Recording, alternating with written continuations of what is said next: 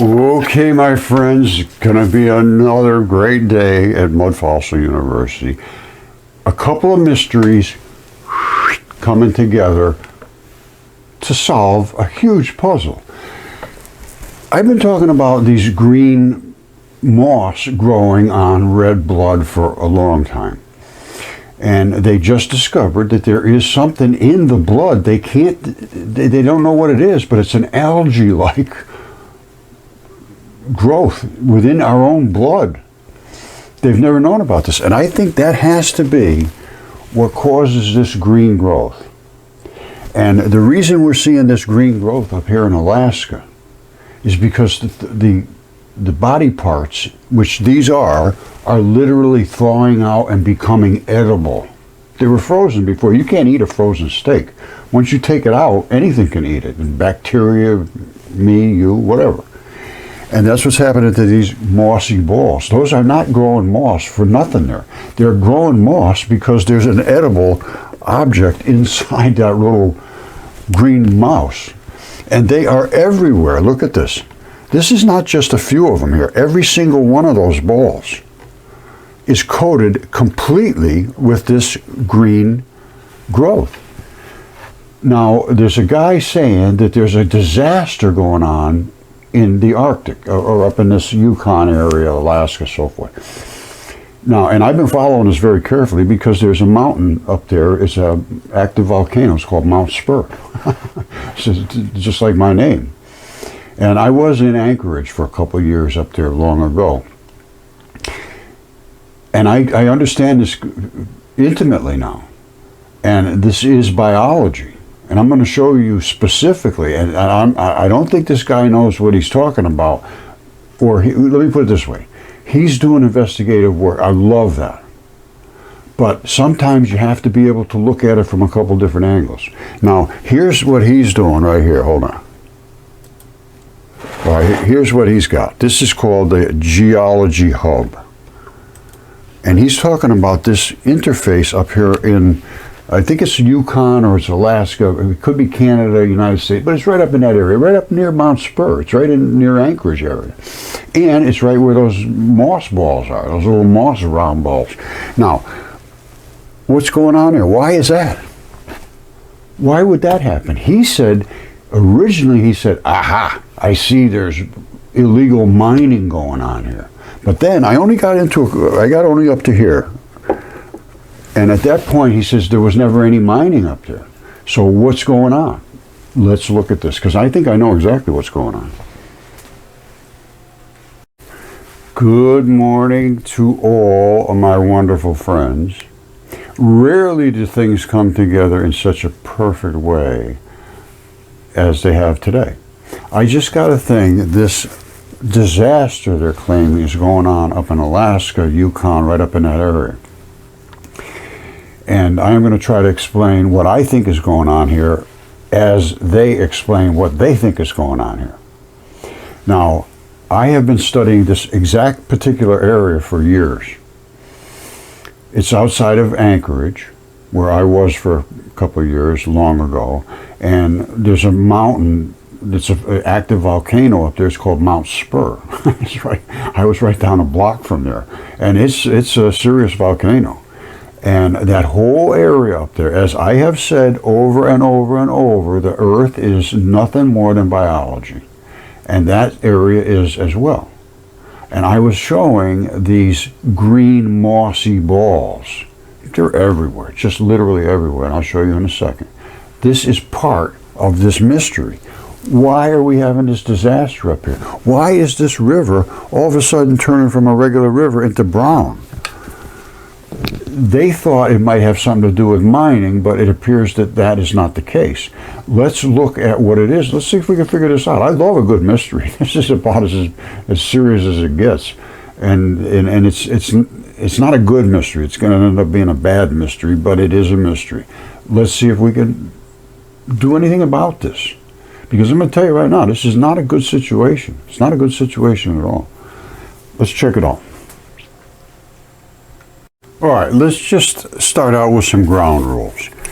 where are we looking? We're looking in Alaska, out near Anchorage. And what are we looking at? We're looking at these round, mossy balls. First of all, they're up all in this area, and then there's a river up there that's changing colors dramatically. Now, why are these all mossy balls like this? And what's going on? What's happening, I'm going to tell you right up front. The Arctic is thawing out. These were body parts. These were what's called enthyses. They're tendon enthyses, little anchors that are in the skin that pull the skin, can pull this way and that way and come back to where it's supposed to be. And these are the balls that do that. And they still have biology left in them because they've been frozen for 3,000 years or whatever. And now they're thawing out. The Earth is thawing out. Case is closed on this. And that's also what's causing this problem with the river, which I'll show you in a minute. These balls are biological and they contain edible food. And that's why this ball in the center here will end up being the ball that's left over after all this stuff eats the food that's in that ball. That was a bloody ball that came out of a creature's body. And there's no roots on these at all. All the roots go right in here and they eat out of that ball. And they're all just everywhere up there. I showed you they're just nothing but everywhere. And that's exactly what's in the human body and every creature's body that has to stretch and move and pull. Let's see these in the anatomical. Here's the anatomical. You cannot miss this. It cannot be missed.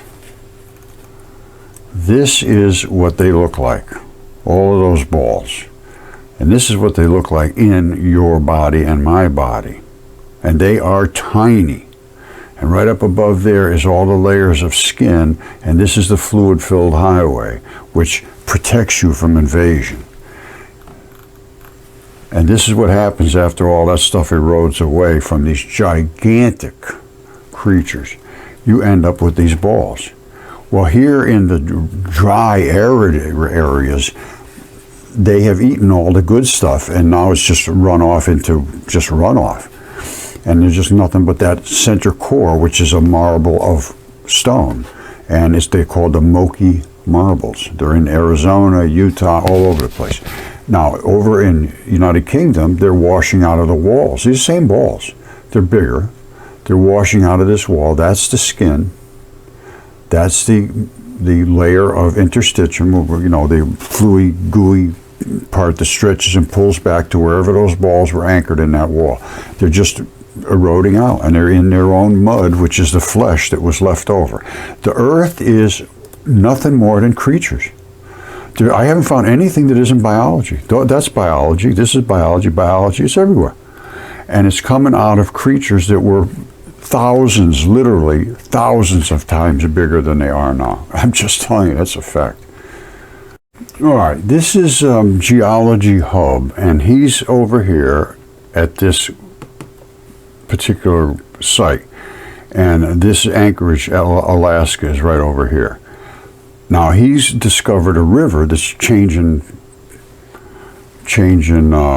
colors. Now I'm going to play some of this for you, and I will explain to you what my take is on this. He found this river up here. I don't know, somebody tipped him off to it, or he came up there and discovered himself, whatever. But it's right outside of Anchorage. Anchorage is right over here. This is up where he's looking. Over here is Mount Spur, right up in this area. Now, let's see what he has to say. Here goes. You ready? All right, don't forget, everything is biology. So what he's going to be looking at is a river. But that river at one time flowed fluids of a body of a creature, wherever it was, a vein, an artery, a digestive system, whatever. But it was biology at one time. Now here he goes. An essentially uninhabited portion of Yukon just south of the Arctic Circle, specifically to an unnamed riverbed in the Ogilvie mountain range. Upon zooming in, I instantly recognized the problem. All right, so he's saying we got an issue here. Why did this thing turn brown?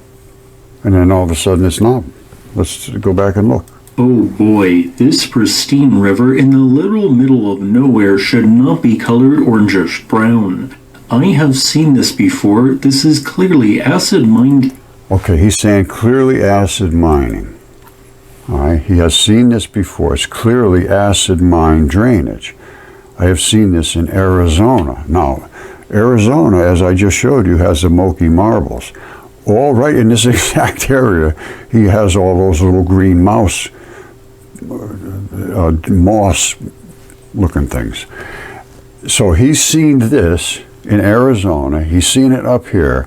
We have the moss balls. We have the Moki marbles. We've got some similarities here. So let's take it a little further. All right, so he's seeing this change in the river, and he's thinking that somebody's injecting acid into the minerals there to extract metals, probably. Okay, so I'm going to just let him talk. Here goes. Drainage. I have even seen this in Arizona, albeit on a much smaller scale at a Superfund site. So I asked around with what website in the Yukon I should report this to, since I was unfamiliar due to Yukon only having a population of about 46,000 people. But before I did this, I realized that the problem was much, much worse. All right, so he's saying we got a real issue here. Look at this. How come this always comes up? I come down here and it comes on to this guy, Myron. He's most ridiculous. I don't know how he jumps in on all my stuff. Anyway, well, he jumps in on everybody's stuff, it looks like, because he's jumping in on this guy, because it happens on my stuff too. Anyway, he realized this is a disaster. Look at the change in order. What the hell is going on? So he's saying we got a nightmare of somebody's mining up here. This is terrible. But listen to this. I only got up to just a very short distance here. I got up to here. And by this time, I realized we got an issue here. You see, I could find absolutely zero evidence that this very spot was ever the site of a mining claim or mine, an illegal dump, or an illegal mine. In fact, I could find zero evidence that this very spot had ever seen a human set foot here with mining equipment, meaning that this is not acid mine drainage, but instead something else. It's something natural. The same thing with those green balls nobody can explain. I can explain this too. As, by looking around nearby, I can find 5 other drainages, streams, and riverbeds where the same process is also occurring. And it is not exclusive to this mountain range either. The same process is also seemingly occurring at streams in Canada's Northwest Territories and at more than 5 dozen streams in Alaska's Brooks Range. This is not good. And while I could not detect the same process to be occurring in any of the countries listed here, the conditions are ripe in those countries for the same process occurring further down the line. These rivers which have turned orange have become acidic, some highly acidic, with a pH as low as 2.6. Additionally, many... Wow. Wow. Okay, this is, like I say, this is kind of serious, and this is a shocker du jour. But they're saying the rivers which have turned orange have become acidic, some highly acidic, with a pH as low as... These rivers which have turned orange have become acidic, some highly acidic, with a pH as low as 2.6. All right, with a low as 2.6. That is like stomach acid, which it is actually is. Stomach goes between 1.5 and 3.5, 2.6 right in the middle. And it is converging out of these different areas all over. What does that indicate to you? It indicates to me that it's thawing out, and the biology that was once frozen and could not sublimate out, sublimation maybe not a good word, it couldn't erode, let's put it that way. It was stuck in place because it was frozen. Now it's fluid, and it's got to go somewhere, and it's mixing in with these rivers, and they look unbelievable, and they use a lot of acid to extract metals. So that's what he was thinking. Oh, they're doing some illegal mining. It's everywhere. Now, how could it be everywhere the only possibility is it is stomach acid or some acids that are in the body fluids, and they're moving into the veins and arteries. Because that's what the whole earth is. There's nothing more than veins and arteries on the surface. Everybody thinks they're just rivers. No, not exactly. Some of them are just runoff and they have created rivers, yes, that wouldn't be considered veins or arteries, but the vast majority and the big ones are. That's what I found. And I will stand up in front of anybody and we'll talk about it if they would discuss it. Because this is reality. This is not just fake nonsense.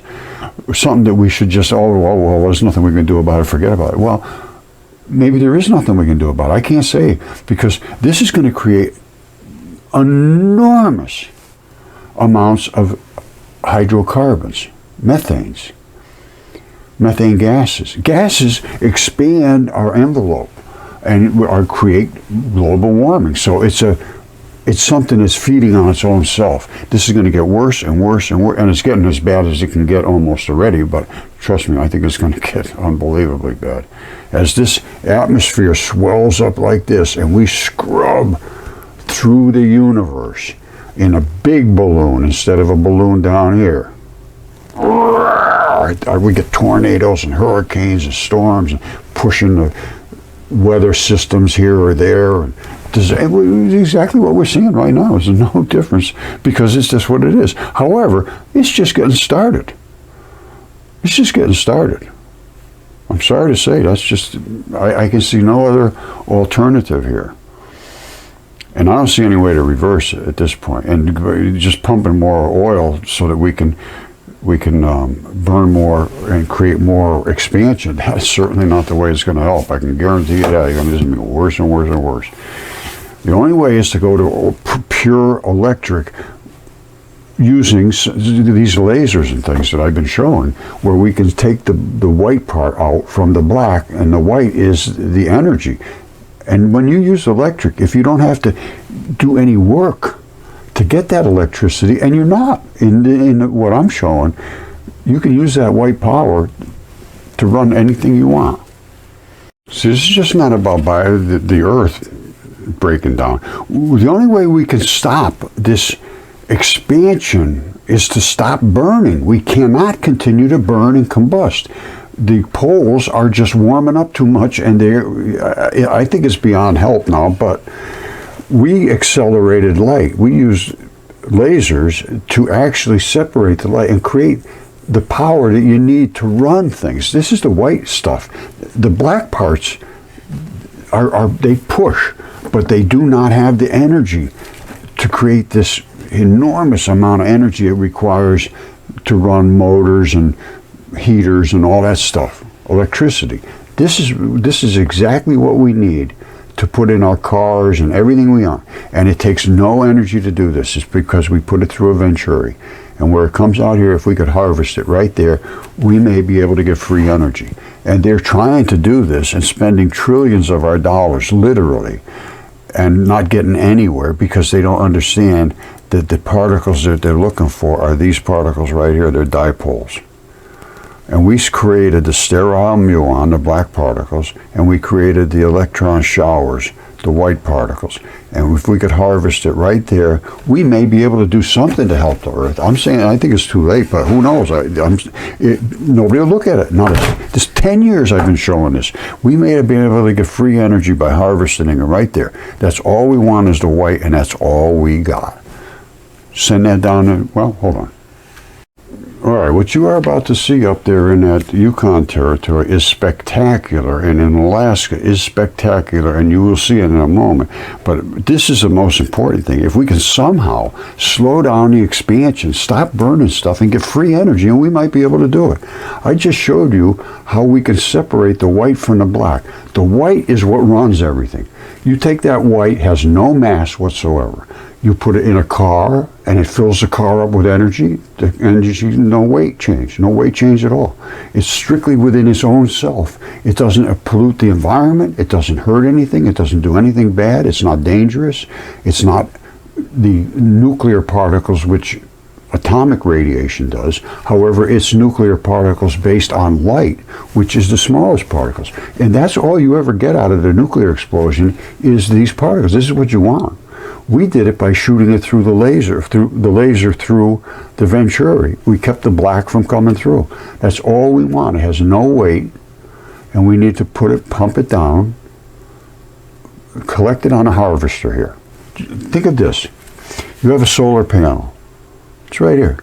They have new materials, they're called perovskites, that have thin film transition metals on them, basically. And they absorb all different frequencies. So you can get a whole batch of this energy. Instead of just a few frequencies, you can get it all. And you pump it down into your battery stack through a photodiode that only, it's like a gate. It goes through this way and it can't come back. The gate goes open and closes, you can't come back. So now you've got all that white particles, just like a battery. It's exactly the same. It's in this battery stack. Some of it you tap back here for the laser and you keep the laser going. But if they're right about the increase in energy because of the luminosity, and you can see it's just an absolute gigantic, enormous explosion. That's a subnuclear atomic bomb. Fission right here and fusion right there. In the middle, you got raw white energy that could drive a car, could do anything with that. And it's just so tiny, these lasers, and the thin film receiver on the side. You can do all kinds of different styles of venturis, receivers, pulsation rates of the laser, different intensity lasers. It depends on what you're going to need and what you can use, and there's a lot of research to be done here. But this is the proof that you can accelerate light, you can split the black from the white, and there's no reason whatsoever that you can't harvest that white. It's being slapped through there. When that black comes, it goes bam, bam, bam, bam. This is a pulsed red laser. It's just nothing more than a construction laser. That's all, very simple. And this is nothing more than a restriction so that the light has to come, the fields come together, just like they do when they're hitting them head on at CERN. But when they're using CERN particles, they're way up in these particles here, and they're coming head on at each other, and they usually just go that way, because the fields push them away. So with billions of particles, they may get 25, literally 25 individual hits, and they're thrilled. Wow, we got 25 hits. We put ours through the venturi, and 100% of them hit. You can't get out of the way. They go through that venturi. Now they got to go together. Oh, they're pushing each other. They're not coming head on. Who cares? They come sideways just as good. And this is free. Zero energy put into this. You carry it around in a little lunchbox. We need to do something, and we needed to do it now. And we should have done it 10 years ago. And I was blocked, and I'm still blocked by Fermilab and all of them. I'm not an idiot at this. I was in the nuclear business when I was in the Army, and I have always stayed up on this. And my theory was dipole electron flood theory, where everything is made of dipoles. There's a black and white of everything, and that's all there is. And it's just bigger, bigger, bigger, bigger masses of stability. I know I'm running off on the side on this, but this is all about trying to save the damn planet. It's not just, spectacular, wow, look at this big creature's built the planet. Yes, but the planet's about to go down the toilet. How about that? Okay, when I said we're pushing through the universe, and the bigger we get, the harder we push, this is the stuff we're pushing through. This is just a regular cell phone picture using a special app. I didn't take this. It was sent to me by one of my subscribers years ago. And this is what's out there. They know it's not empty. They call it the quantum foam. All of these things, as you hit these fields, you're going to slow down particles. We are spinning. This is just a little picture I drew of it. What happens is the sun has an edge to it, just like our Earth has an edge. But then way out here is what they call a corona. All right, so the surface of the sun is here. It's 10,000 degrees. All right, remember this now. The surface is right here, 10,000 degrees. You come out to the end of the corona, where its particles scrub through space, because space is saturated. The temperature out here is millions. It's 10,000 down on the surface. Millions. out here. And it's sending off these particles because it's so hot, because it's so big. The bigger things are when they go through space, the hotter they get. It's just the nature of the scrub. Same with us. On the surface, let's call it 100 degrees. Way out at the edge of our atmosphere, in the ionosphere, it's like almost 3,000 degrees. People don't know that. They have no idea where out here it's at that temperature. It's extremely hot, but it's thin. There's not a whole lot of particles there, but they are extremely hot. And to penetrate out through them, they have to put in shielding and all kinds of things on the rockets. They have to go through that. And when meteorites come through that, depending how they come, either going through with the spin of the earth or against it, or straight down, or that kind of thing, how big they are depends on what kind of a meteorite it will be. It would be a completely solid metal one. It would burn up completely and turn into a ball of metal. We see that. But the key is, it's very, very hot out here, and it gets cooler and cooler, and then it gets hot again. Now, people don't understand this. I don't think the intellectuals understand it either. It appears to me they have no concept of what's going on the Earth. I just can't say anything else. Here's what the solar temperatures are. Well, the Earth temperatures, and I'll show you the solar deal in a second. Way out here, past our atmosphere ends here. It's like a glued foam around the Earth. Okay, it's like a foamy bunch of particles. But at the very outside, it's scrubbing like hell against the particles that are out here, and it's 1,500 degrees Celsius. That's almost 3,000 degrees. That destroys meteorites and satellites and all kinds of things. When they come through this layer, they have to be shielded. They're just, how can I get through there? They're shielded. They know how to do this. But you got to, and then you have to go through it at a certain angle at a certain time and the best time is obviously not during the day, because it's saturated with particles during the day. I don't even think they even take this into account. I really have no idea what they can think of now, because they don't understand. From here, it's 1,500 degrees above 0 Celsius. It's all of a sudden, right at this layer, just below it, it goes to minus 80 degrees below 0. What the hell is that all about?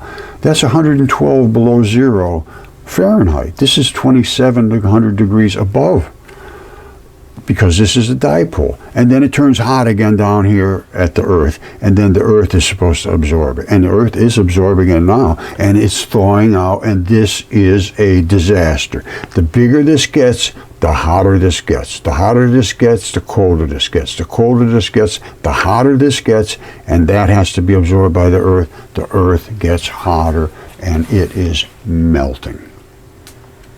All right, I showed you my little doodle here about how we are being irradiated by the sun, because the sun is just cooked.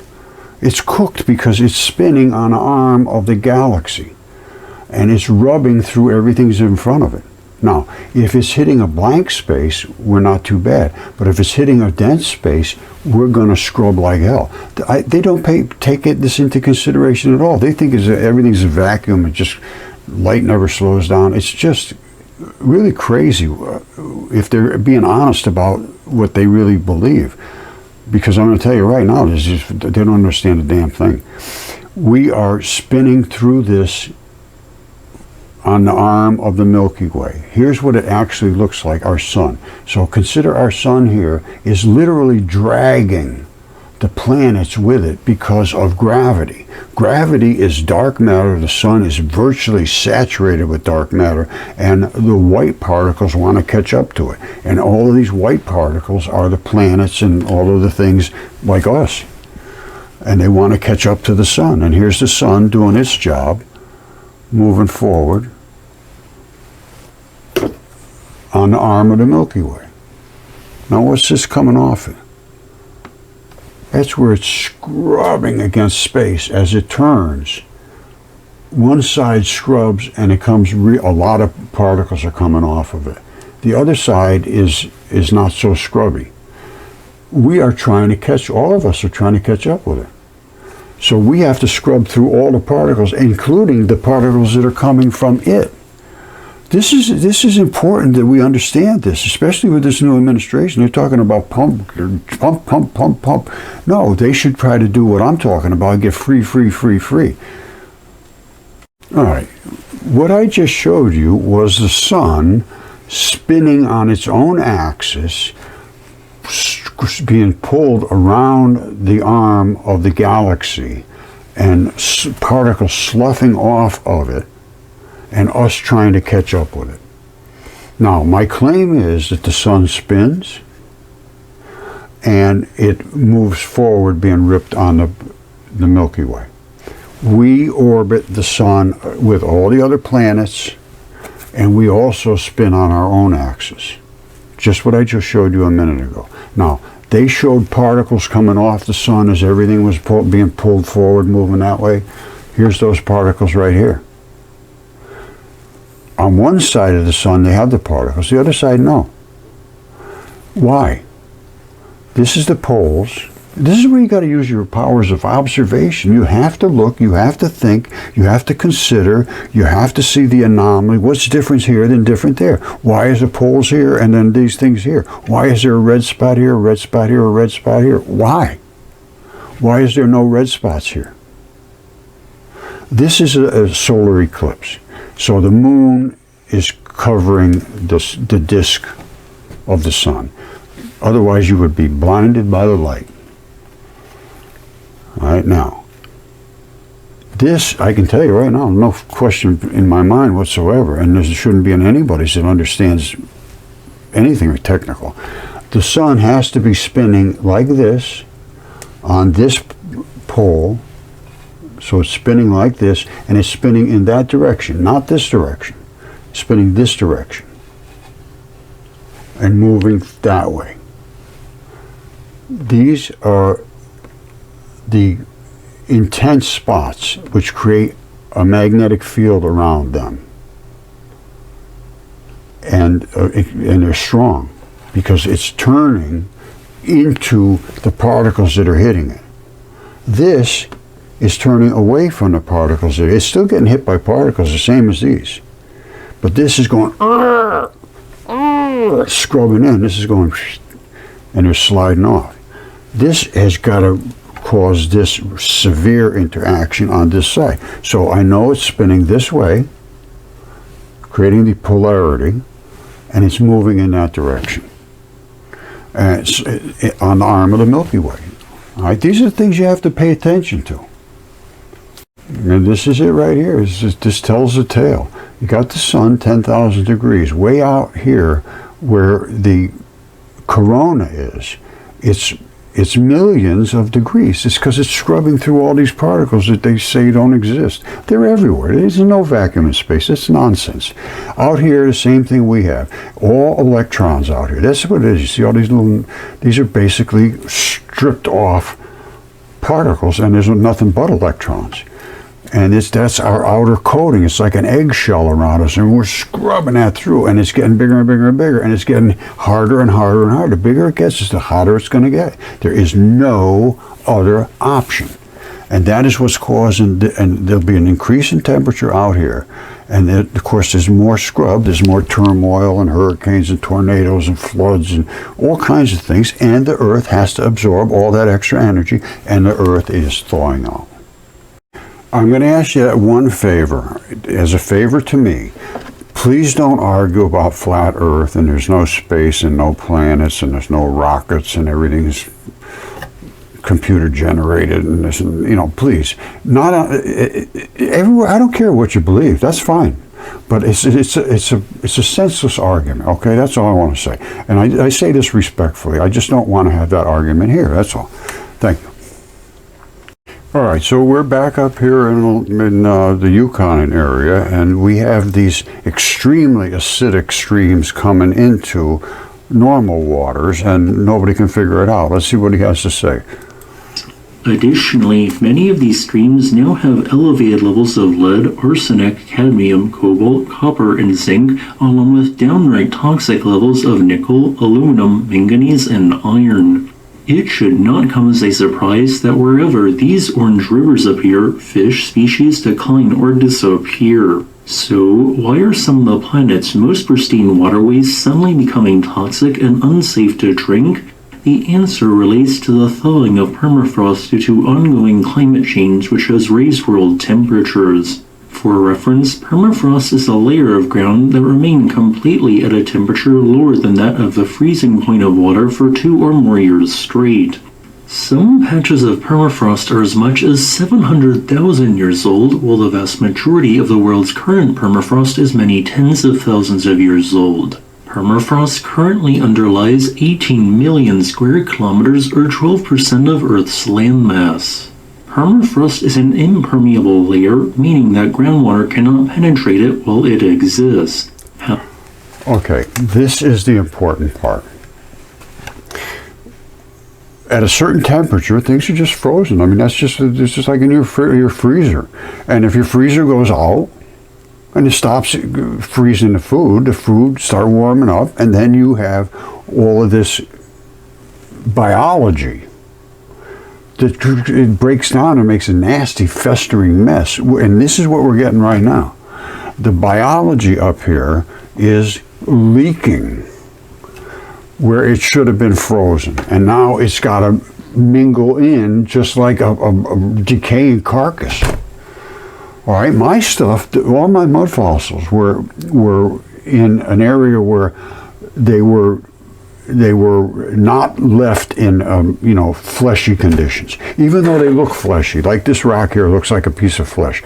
This was solid basically very quickly and never turned into like a festering mess because of where it is on the earth, where the earth is, how warm it was. Way up at the pole areas, you're going to have this cold stuff. So where these things died, they didn't actually boil out like these. These boiled out to where they were just basically all the fluids boiled out of them, and then they were replaced with some nucleophilic invasion, which gave them the colors back again, but not the biology basically.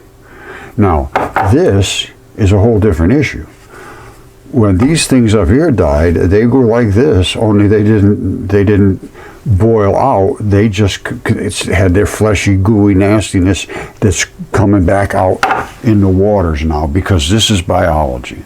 And I will show you this. It's undeniable. And there's a lot to talk about here. I mean, we can go on for a long time, and I might. All right, this is Geology Hub. They're doing a fabulous job, and I appreciate the fact that, there it is right there, Geology Hub. Now, they're going to be talking about different chemistry and this different invasion of these waterways. However, as worldwide temperatures rise, which is occurring nearly 4 times faster in the Arctic than the rest of the planet, this permafrost layer has shrunk. This has allowed 2 things to occur. First, large quantities of iron which were previously bound in a layer of permafrost became exposed to groundwater, allowing for it to become clustered together in higher concentrations where the groundwater flows. This allowed for large quantities of iron-reducing and cold-resistant bacteria to feed off of remains of previously frozen plant and animal remains. Animal remains and plant remains, yes. But these were gigantic creatures, just like all the rest of them around the world. Only here, they were preserved in a condition where now they're rotting, basically. Reducing the abundant iron 3 ions to iron 2 ions. Iron 3 and iron 2, that's the blood. That's blood. Iron 2 is the used blood. Iron 3 has extra oxygen, and that's the artery blood. The iron 2 ions then combine with oxygen to create a range of oxidized rust-colored compounds, which groundwater seeps then bring to the surface and into rivers, turning them orange and brown. However, many of these permafrost regions also contain abundant mineral reserves, with one recently common deposit consisting of numerous sulfide minerals, one of which is pyrite. If pyrite is exposed to rainwater, it will react and turn the rainwater acidic. Since patches of pyrite and sulfide minerals previously trapped in permafrost are finding themselves now in the active layer, they are also being exposed to water for the first time in tens of thousands, sometimes hundreds of thousands of years. As a result, natural acid mine drainage occurs, and since pyrite often contains elevated levels of nickel, it carries large amounts of it and iron into a regional stream. Let me just explain it to you. Blood contains all of the metals. I say that. I would say all of them, but I know for certain they just did a panel of 26 different metals, and they're all in the blood. And they didn't even bother to do iron. They did all the ones that they worry about, but they're all there. They're very small quantities, some of them are good quantities, but they're needed because these are transition metals. This whole area here is the transition metals. They carry things through your bloodstream and they drop them off. That's what this is all about. That's the only way oxygen can get carried through and dropped off is with transition metals. And iron is right in the center of them, and low on the. Anyway, let's let him continue on here. Hold on. All right, so he's talking about this as just general geology, and it's Geology Hub, so I imagine they stay sort of within that realm. Now listen, but he's talking, he's correct.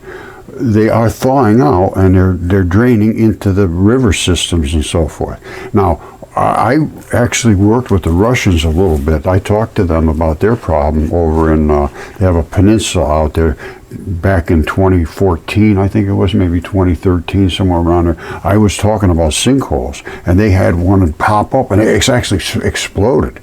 So sinkholes not only can just sink, they can explode. And why would they explode? Well, because of the methane gases are thawing out underneath, and they're creating these gases. They have nowhere to go. They pop up. And I told the guy, I talked to the guy from Russia, and I told him, I said, well, not much you can do. I said, that's biology. And I don't know whether he thought I was crazy or be very nice to me.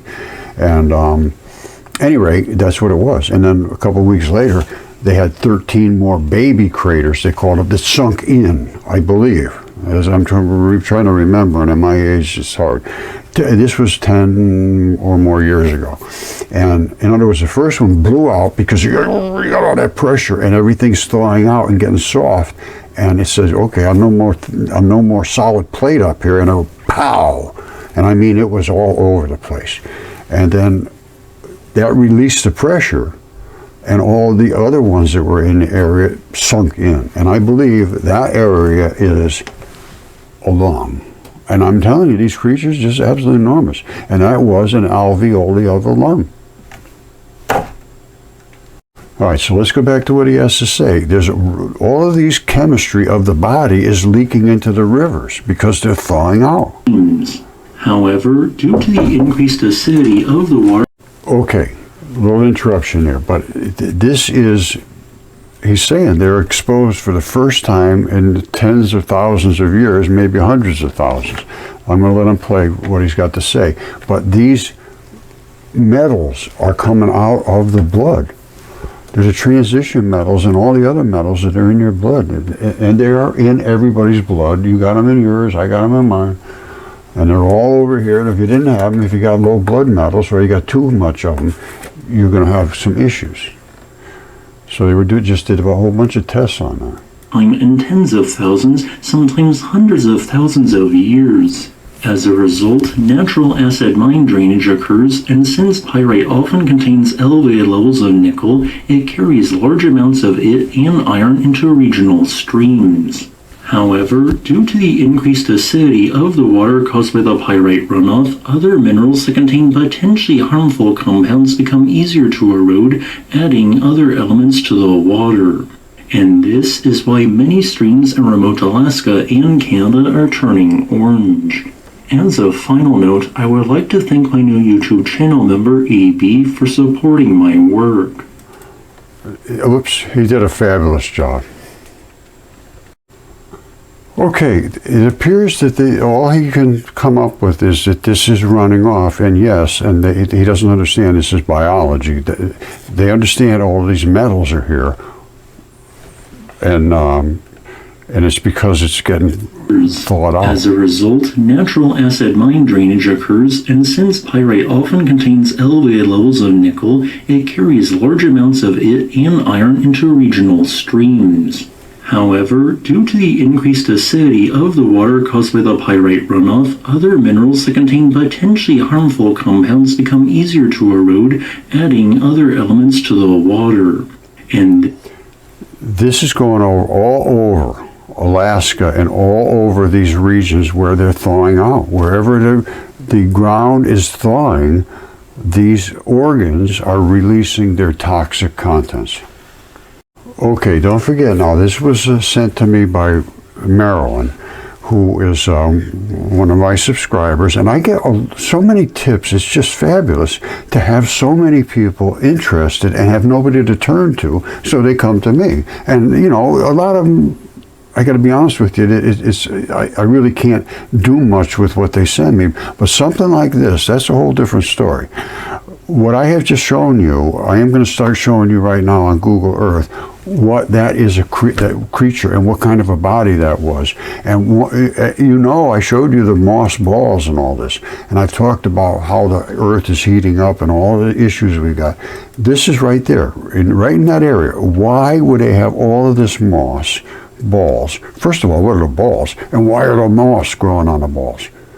Because there's biology on here. I think I've already explained that. All right, and these balls are, the moss is eating those balls because there's biology all in that ball, and it's just growing its roots right into it until it's done with it, and then it becomes what they call a milky marble. And they're all over the Earth, and some of them are absolutely gigantic, as I have shown you. If I can find them, which I cannot. The milky marbles are just absolutely gigantic. Well, here's the picture that shows everything at once. All right, these are the balls that are all over Utah, Arizona, all the places that we were just, you know, I was just talking about, where they ate up all of the mossy stuff, and all that's left is this. These are washing out of the out of the side of the cliff. I showed this, I think, already. I got interrupted a couple times, which I always do, so I'm sure I did, though. And all of these balls are these balls. That's in the skin, and that's the same as this skin down here. You see the surface? That's this right there. That's the skin. This is the stuff that flexes so you can squish around. That's it right there. And those are the balls, the little black balls that have eroded out of that wall. And they're sitting in the mud that this flesh turned into. All that flesh has run away. Now, I hope you understand that, because if you don't, you're not going to understand anything. These balls are from biology. Everything is biology. That's the takeaway. Okay, this is Physics Girl. She's in the bowels of the beast. This is 2 years ago. She's in a desperate situation now. I think she's still very, very ill with long COVID. I think she should have a fecal matter transplant my own self. I don't know if she's tried that or not, but anyway, I'm going to go past that. She does fabulous work. She did, and I think she's been bedridden. Student at MIT. Whoops, hold on. I never, not once, learned about permafrost. And yet, after visiting this tunnel, I would argue it's one of the most important areas of research on the planet. Because what happens to permafrost is going to affect all of us. Hey, I'm Diana. You're watching Physics Girl, and I'm going to take you inside. Thanks to KiwiCo for sponsoring today's video. More about them later. Yeah, this is the coldest morning we had here. I know, it's kind of cold this morning. So we're in a little place called Fox, Alaska. It's also called kind of the gateway to the Arctic. Dog life goes hand in hand with living in Alaska. And Dog is life. Dog is life, yeah. We're switching parkas out, and then... Yep, and we got to put on a hard hat just in case. All right. Good to go. Let's go. Sometimes there's a fan on, sometimes there's not. Oh, good. For now, there's not, so we can kind of start up here. You'll smell. Oh, wow. Yeah. Wow, that is stinky. It's a little bit like manure, but not in a bad way. In a bad way. A week after we got home, I randomly texted Levi, "The tunnel smells like dog poop. That's what the smell is. It suddenly occurred to me because I was unpacking and the wool long underwear that you have to wear in Alaskan winters still reeked like the tunnel. Levi didn't text me back. It looks alien somehow. I know, I love it. This is the only one in the world. This is the only permafrost tunnel in the world, which begs the question, what's permafrost? So permafrost. Okay, you saw a physics girl, and she was over here in Fox, Alaska. I think it's right down in this area somewhere. And all of those stone balls, which are the little green moss balls, are down in this area as well. And Mount Spur is the active volcano. This is Anchorage over here. Now, people that know mud fossils understand what this whole entire thing is here. I won't get into that now, but I can get into this where I can show you what's going on down here. Now, this whole area here is biology. Again, the Earth is just one gigantic mass of biology. Now, that's Mount Spur. I'm going to tell you right now, that's part of an avian digestive system. And it's really where it poops. This is the digestive system, all in this area. The whole area here is a gigantic creature. It's a scorpzilla. Runs all the way from here, all the way up to his scorpzilla pincher right there. That's the pin, and that's the scorpion's snapper, and it's extended out this way. It should be retracted up in here. You see these little wrinkles here? This pin, this would rock back into that wrinkled area here, and it would be set to spring. And if something got in the way of it, and it would squirt out all that stuff, which it did. It squirted it out, but it didn't go into anybody. That's my opinion. It squirted it out when it died. And this is his tail, and that's the scorpion pincher. I call him Scorpzilla. And here's where he poops. Mount Spur, I'm telling you. They always called me a rectum, but I don't think they use that specific word. But that's what it is. Now, here's Scorpzilla's head. People say, oh, no, this is like a cartoon character. Well, what it is what it is. And I know, I don't say that word. Say whatever I want. Here's his eyeball, and here's where his tears come out. Down here is his beard. This is all beards. It's called Crowley Lake columns. It's just all white columns of beards coming off of Scorpzilla's bearded face. And it runs all the way up. Here's his shoulder. All the way up the East Coast, or West Coast. And all of these, this is, wherever you see this, it's part of him. And I don't know how he ended up, but this was the end of the tail going up here. It's a good sized creature. And this, everything's got to poop somewhere, and this is it right here. Now, let's come down and look. Don't forget, physics girl was out here. She said it smells like poop. She was in that. And it does, because it was a digestive system. And it ends up doing whatever it does, digesting, but now it's thawing out. Before it was frozen. It's just like you took a bag of dog poop and you put it in your freezer. You can leave it there forever, basically. And then you take it out, different story. And all of these different colors, whenever you see that, those are different chemistry. You see that green? You see this? You see that one? You see that one? You see this blue one here? Linking right into that blue one? Different chemistry. We got different secretions going on. Now this is a dragon, or Scorpzilla, I call him. Whatever it is, it's not a human being, and it has, who knows what it has, but it's got an avian digestive system. And I can prove that, because here it is right here. All of this stuff is where digestion is happening, and I'll come down inside here and you look and you can see some of the unbelievable things going on down in here.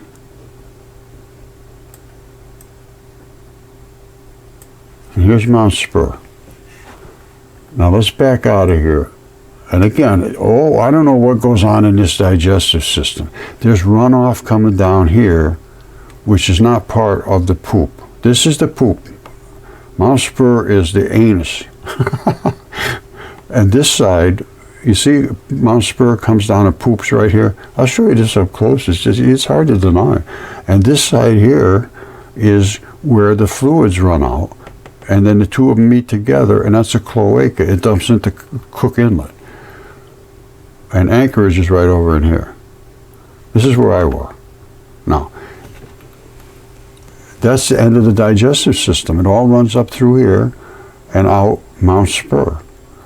Now, like I said, I'm going to show you right up close. I'm going to turn this around so it makes it easier to see.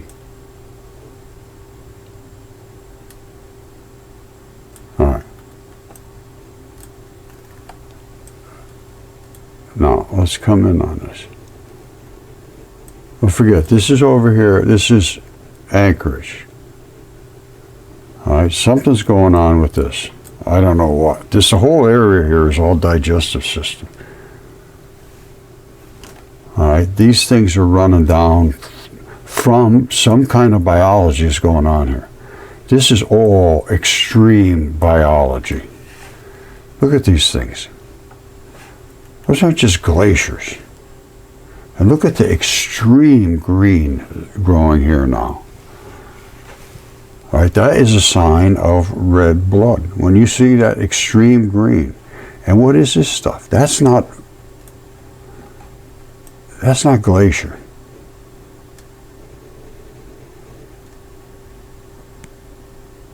And then it hits here. These are the kind of things he's talking about. What is all this crazy stuff going on here? This is absolutely some kind of serious chemistry.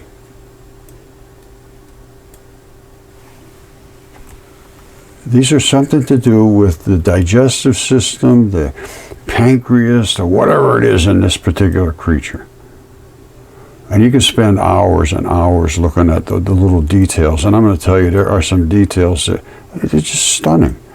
But let's just focus in on this area here real quickly. All right, all in this area here is all these different colored lakes and so forth. You see them how they hook right into each other? Why? Those are secretions of something in this creature's body when it was alive. And they were like bile ducts or whatever.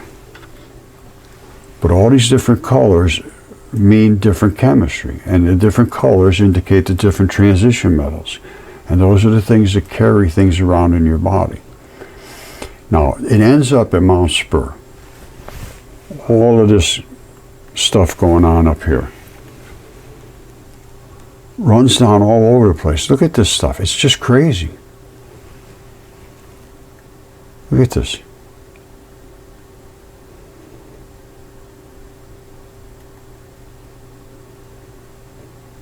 I don't know what it is, how this digestive system is built or whatever, but at this point down here,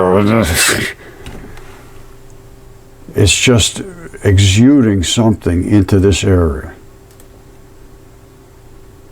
What that is, I don't know. It's not just a glacier and running off. All right, so we got all kinds of things going on up here. It's everywhere. It's a crazy looking stuff. Again, that is not glaciers. Way up here, yes, you got glaciers. Up here it looks like a glacier. But down in these valley areas, those are not glaciers. There's some really biology going on. Now, here we are at Mount Spur. All of this stuff is coming down through here. All of these different systems. What is this? It looks like two eyeballs and a big funny looking nose. That is something of interest. Now this is just a Google overlap match. Don't worry about that. It means nothing. This means something. And that means something. And all this green means something.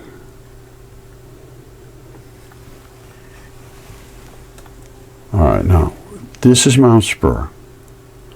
If you come up here and you get right into the cone, which is right up in here, it flows down this way.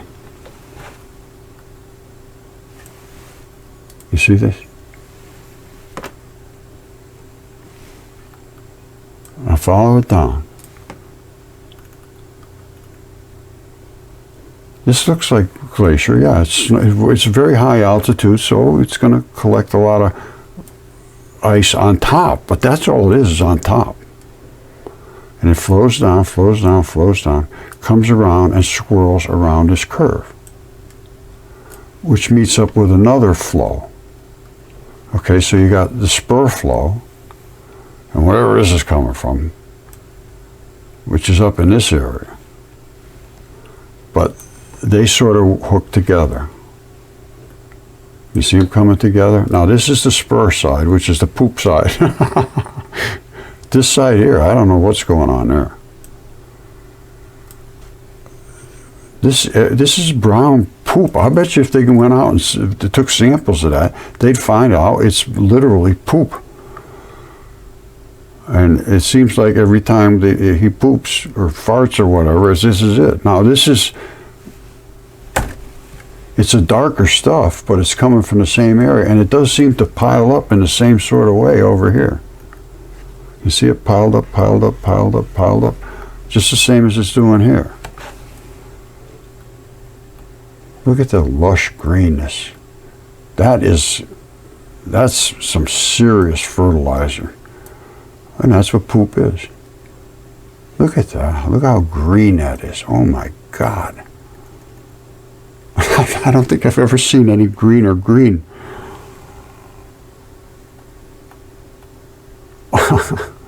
Now, what does an avian, which is a bird, or a reptile, which is a lizard or a snake or whatever, their digestive system is not like ours. They don't have a penis and a vagina and an anus. They have a cloaca. And a cloaca, it does two things. It takes the poop, the spur side, and it takes this, which is the eyeball side. It looks like two eyeballs, doesn't it? And that's a sphincter muscle, I think. And I think that's what they call it. It pinches so that it doesn't leak its fluids out when it was alive. And these are the two sphincter pinchers. Now, where does that go? In a cloaca, first of all, pay attention to the details. I didn't mean to jump ahead. You see this? What's that? This fluids are being absorbed back into the body of the creature when it was alive. We have the same sort of thing in our rectum. It reabsorbs fluids. And this is, you see how fertile this area is? It's absolutely amazing. Now, what this is over here, I don't know. But it's certainly working with this area. You see how this comes down and abruptly stops here? I always look for the abrupt transition. What the hell is causing that? You see it coming around? Slamming into this? Whatever that is, I don't know. But all this stuff sort of comes down and congeals down at the end in the goop.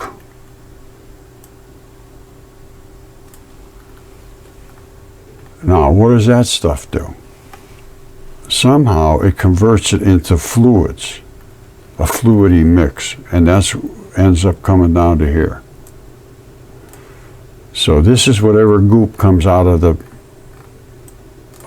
sphincter muscle, or whatever you call it, and it congeals here. Then it turns into this, which looks like maybe it's fermenting or something, and it comes down into this collection, which is blocked out for some reason.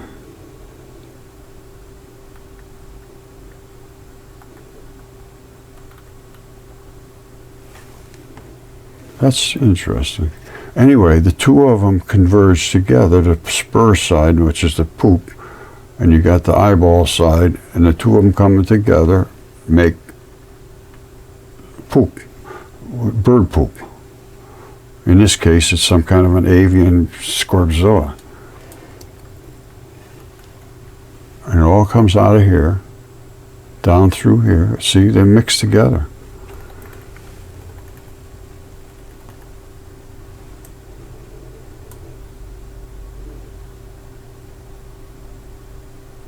It's interesting. This area here is like, looks like it's blanked out for some reason.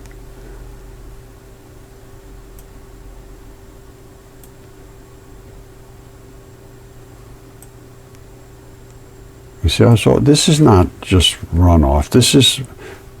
This has to do with biology.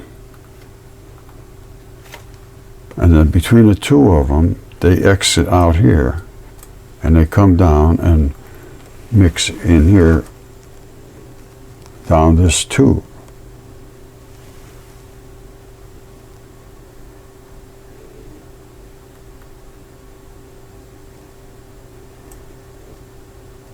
Just keeps running down, running down, running down. And right into the Cook Inlet. Cook Inlet is right here.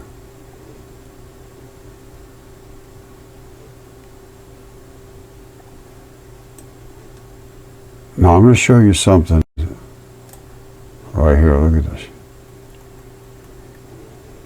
What do you think that is?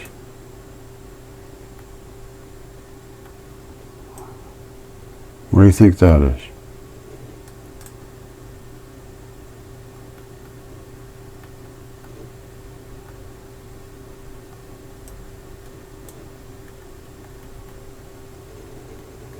What do you think that is?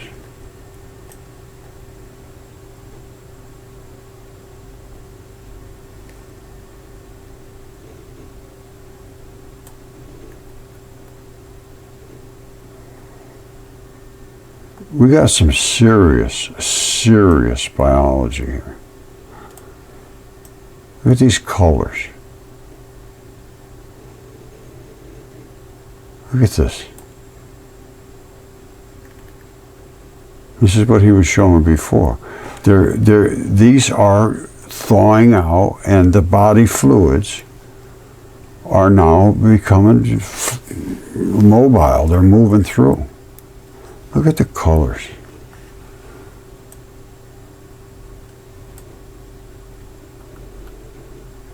Remember, you see that?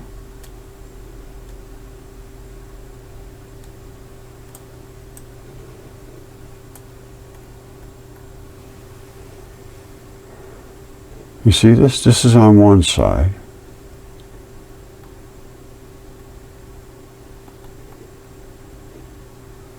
Now on the other side, what do we have? Have the same thing. See this here? You see this here? You see any difference? Look at it. And then we go over here. We go over here past the main flow. And we have the same thing. So here and here, both sides. And that's the exit coming out into the Cook Inlet. And we got some more stuff that's very, very interesting.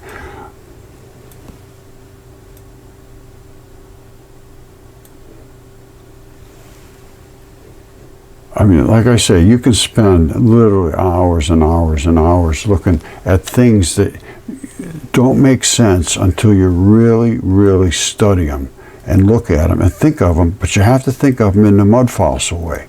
You can't think of them as just river systems and, oh, it's just runoff and this and that. No, absolutely not. This, my friends, is biology on enormous steroids.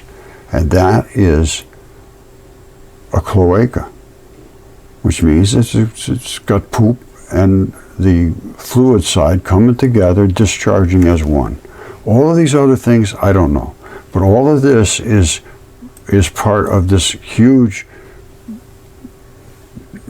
digestive system or rectal area or whatever it is. But it ends up here. Just as we all have poop, so does a scorpzilla. And that's where it is. No. Here he is here. This is a big boy. Let's see, how big is Scorpy? I've never measured him. I think we're going to have to go in miles for sure. All right, so here's the tip of his nose. Well, it's actually right there.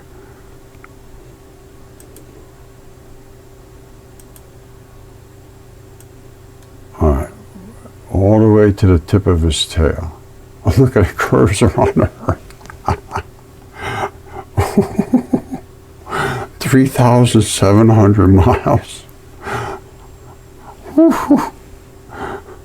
3,700 miles. Yikes.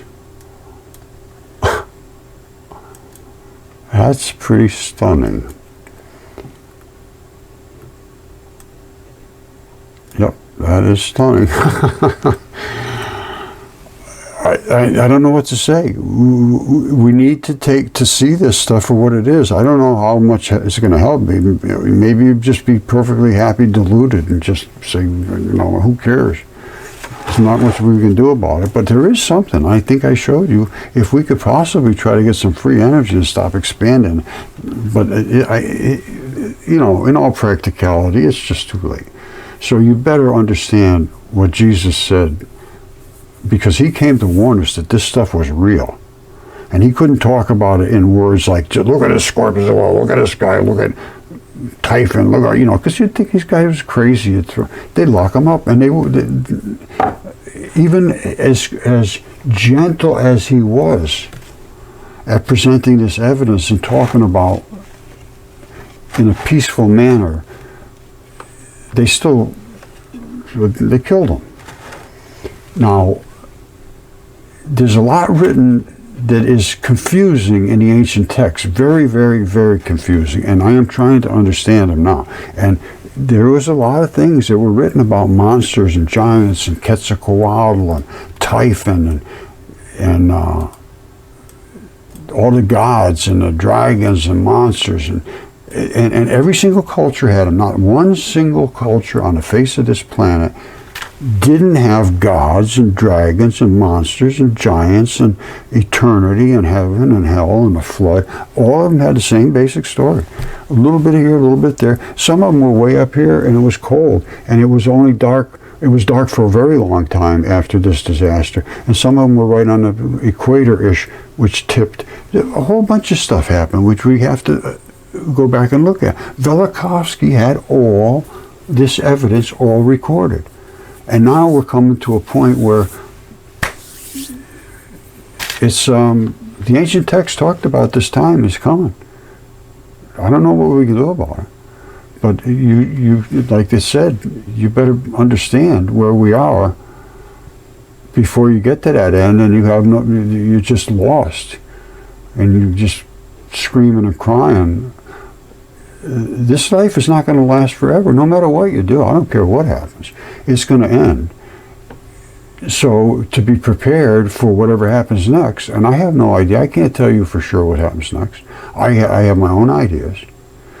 But as far as I'm concerned, every culture on the face of the planet had the same story. Something's going to happen. Something will happen. What it is, I don't know. That's what I'm trying to find out. And in order to find that out, I want to read the earliest texts, and I have. And they're stunning, they're disturbing, they're scary.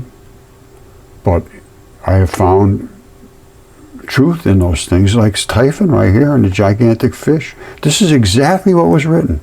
The Typhon attacked the fish to try to kill him. This gigantic fish, it's like 600-700 miles. Typhon, I thought he was the biggest one. He's only 1,200 miles long. Scorpzilla is 3,700. He's twice as long as, well, he's almost 3 times. Well, he is 3 times as long. This is just, it's absurd, but it's true. And I showed you you want to see something else? Persian Gulf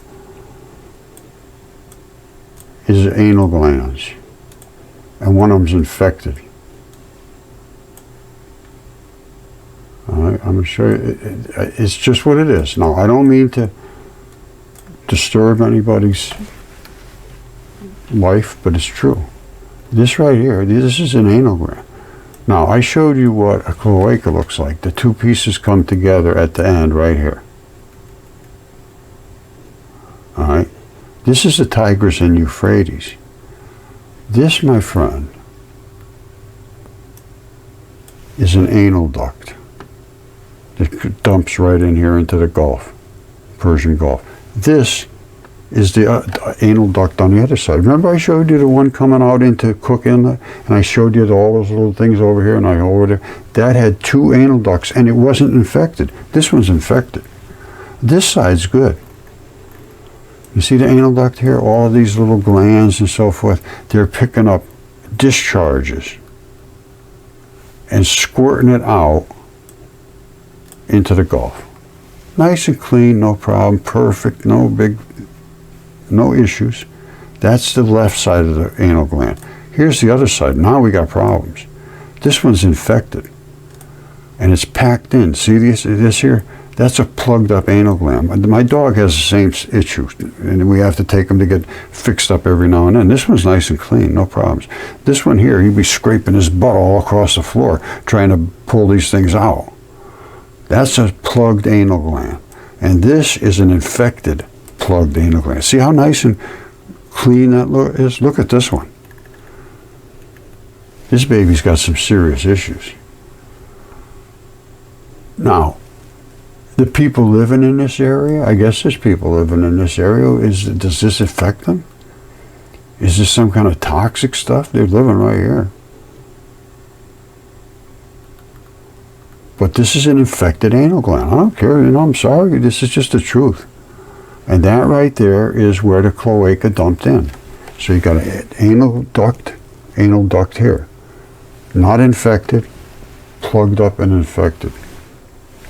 Where are we looking at? The Tigris and Euphrates. They come right down here. And this is where they meet, and all the fertility is in this area. That's why everybody's living here, because wherever there's biology, there's food. And the land will be fertile. And I got more. I got so much more than this.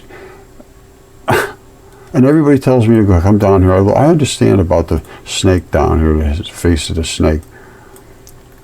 There's so much to look at. I can't, and I don't have much more on this other than the shrew. It all looks like a big gigantic snake with two eyes and a bunch of teeth sticking up through his mouth. But I can't follow the body where it goes.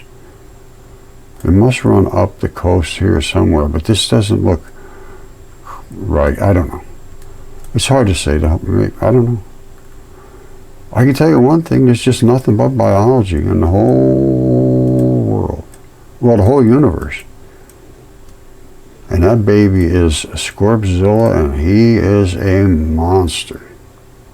And right there is where he poops. Mount Spur. Isn't that ironic? You should see where Quetzalcoatl poops. And I'm not kidding you. It's true. It's Washington, D.C. Okay, I'm going to leave it at this. The next ones we're going to be into the caves and the caverns and all that, which is nothing more than digestive systems and so forth. These are in the lower 48 states where they've evacuated themselves long ago and turned into the biology of the earth, and instead of meat, literal meat. They are still exuding, secreting different enzymes that break down different minerals and metals and so forth, just like up there in Alaska, where it shows these different pHs are invading and breaking down other molecules and causing these kind of flows of minerals that collect and congeal basically into these stalactites, stalagmites, and just run off of minerals that have been broken down by biological enzymes, which is what happens in your body. You eat something, you got to break it down. It breaks it down into stuff like this, and then the transition metals come by, pick up things, and then they deliver them. Here, they're just running off and dribbling down, and then they turn into whatever they turn into here. But they're just re-solidified, that's all. All right, I'm going to leave it at this, but I just showed you they have these anal glands. Now, this is an abscessed anal sac. And I'm sure they realize the reason they abscess and blow out the side is because they're impacted here and can't squirt out the anus. That's why you have to go and have them cleaned out, otherwise you end up with these abscessed anal sacs. When you see a dog squirting around with his butt on the floor, he's trying to get rid of this, which is impacted. And if he can't, eventually it'll break out through there, then you're going to have surgery. And these are they have anal glands. I showed you both. One more time I'm going to show you that, and I'm going to leave it at that. Okay, Mount Spur has a pretty good anus. It's not infected, it doesn't look like to me. Now, here's where, right at the very end, where they have there's the anal sacs. As I showed you before, you got this on one side, is all this, I'm sure this is what it is this anal gland. And it dumps over into there. And then on the other side, you got the same thing going on. This stuff here is this stuff here. And it's got its one that dumps out over here. And there's nothing impacted, everything's fine. It's taking its stuff, see all this here, it's absorbing all this stuff into the anal gland and discharging. This one over here is doing the same thing. All these things here are working together and they're discharging right in here. So Mount Spur's got a pretty good butt going on here. Alright, there it is, squirting right out just like the Persian Gulf. Now let's go back and look at the Persian Gulf again. This one's not infected, but it is a cloaca. And here's the poop side from Spur, and here's the other side, and these are the muscles that pinch off the fluids. I showed it, and I'm going to keep showing this until somebody pays attention. Don't forget, Jesus talked about the world being a corpse. I don't know if he's talking about the world or the people or whatnot, but I can tell you what, the world is covered with bodies of creatures, or one gigantic creature, I don't know. But that is where the cloaca dumps out, and it has the anal gland not obstructed, clean. This one's got problems. All of these things here are bound up, and that actually could end up creating a problem. See, it's trying to push its way through here, and it can't, so it's festering back up in here and pushing back this way, and I don't think it's supposed to do that. And then eventually it looks like it's trying to work its way down here, and it could end up pushing into the, well, it already has. Wow. Hold on, I'm going to have to look at this, because this one's doing the same thing. It's got a spot here, and it's got the big flow here. This has the big flow here, and it's really mixed right in with the little one. It's broken through it. It's abscessing, it looks like to me.